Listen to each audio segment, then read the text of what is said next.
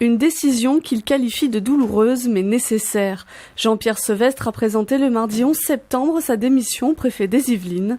Il met fin à des mois de tension au sein du conseil municipal de Coignères.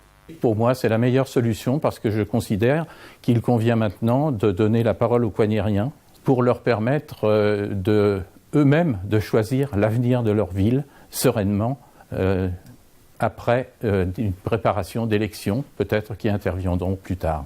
C'est une démission tout à fait personnelle et je considère que pour le bienfait de mon équipe, ma démission, je ne peux pas impliquer mon équipe justement dans cette démission. C'est une démission, une démarche tout à fait personnelle, oui.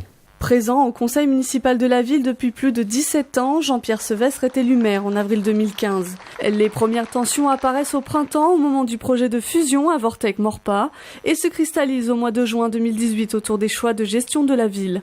Conseils municipaux houleux appellent à la démission. Ça ne pouvait pas en être autrement parce que on est dans une situation de blocage.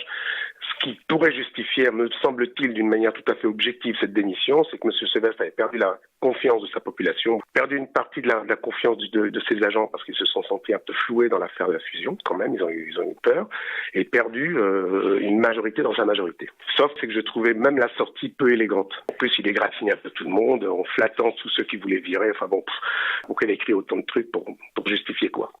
C'est une bonne chose aujourd'hui que le maire démissionne. De toute façon, je pense qu'il était dans une situation quasi impossible depuis plusieurs mois. Il ne pouvait plus continuer, je dirais, à gouverner cette commune.